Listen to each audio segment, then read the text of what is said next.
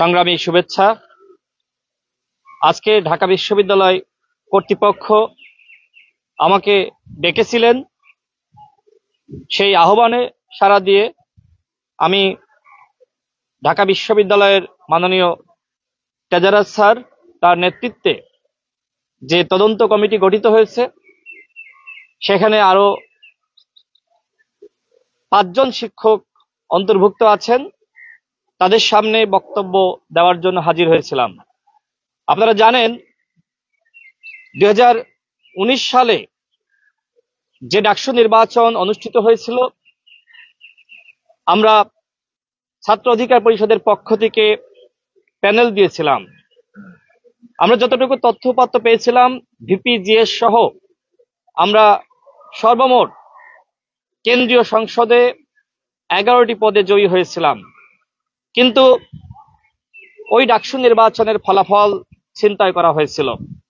আমি খুবই আত্মবিশ্বাসী ছিলাম, যে কারণে সেই সময় একমাত্র প্রার্থী হিসেবে আমি বিশ্ববিদ্যালয় কর্তৃপক্ষের কাছে অভিযোগ দাখিল করেছিলাম।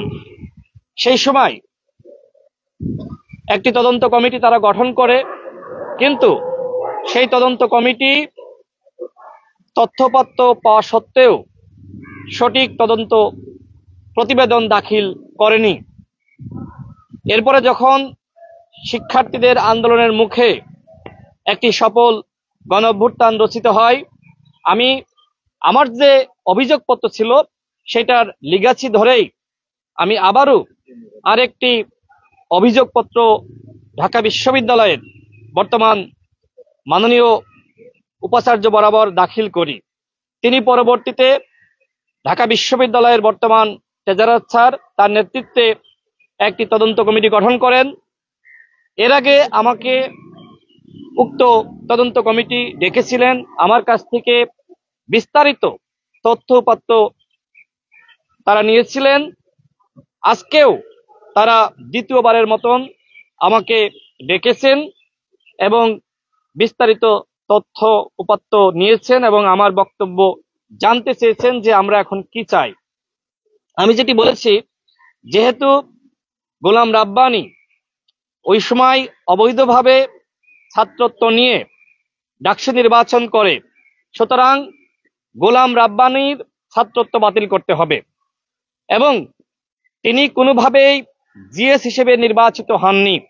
ঢাকা বিশ্ববিদ্যালয়ের শিক্ষার্থীরা আমাকে জিএস হিসেবে নির্বাচিত করেছিল, কিন্তু ওই সময় আপনারা খেয়াল করে থাকবেন যে তারা ফলাফল ঘোষণা করতে প্রায় ফজরের নামাজ পর্যন্ত সময় নেয়। এর পিছনে কি কারণ? এর পিছনে কারণ হলো যে শেখ হাসিনা কি চায়। শেখ হাসিনার চাওয়ার প্রেক্ষিতেই তৎকালীন উপাচার্য সেই কুখ্যাত শিক্ষক নামের কুলাঙ্গার, আজকে বলতে বাধ্য হচ্ছে, সেই আখতারুজ্জামান মধ্য শেষ রাতে একটি ফলাফল ঘোষণা করে এবং সেই ফলাফলে আমরা দেখি গোলাম রাব্বানীকে জিএস হিসেবে ঘোষণা করা হয়। যেহেতু আমি ভুক্তভোগী, আমি নির্বাচিত হওয়ার পরেও আমাকে মূল্যায়িত করা হয়নি, যে কারণে আমি বিশ্ববিদ্যালয় প্রশাসনকে জানিয়েছি ছাত্রলীগের যারা অবৈধভাবে ভর্তি হয়ে ডাকসুতে অবৈধভাবে ঘোষিত হয়েছে অবশ্যই তাদের পদ বাতিল করতে হবে। আমি যেহেতু ব্যক্তি হিসেবে আমি নিজে ভিকটিম, সেই জায়গা থেকে আমি গোলাম রাব্বানীর এগেইনস্টে আমি অভিযোগপত্র দিয়েছি, তার ছাত্রত্ব বাতিল করতে হবে এবং একই সাথে তার জিএস পদ বাতিল করতে হবে এবং যারা এই ঘটনার সাথে সম্পৃক্ত সেই কুখ্যাত উপাচার্য আখতারুজ্জামান সহ যারা 19 সালের ডাকসু নির্বাচনের কারচুপি এবং ছাত্রলীগের প্যানেলকে জিতিয়ে দেওয়ার সাথে জড়িত ছিল, তাদেরকে শাস্তির মুখোমুখি করতে হবে।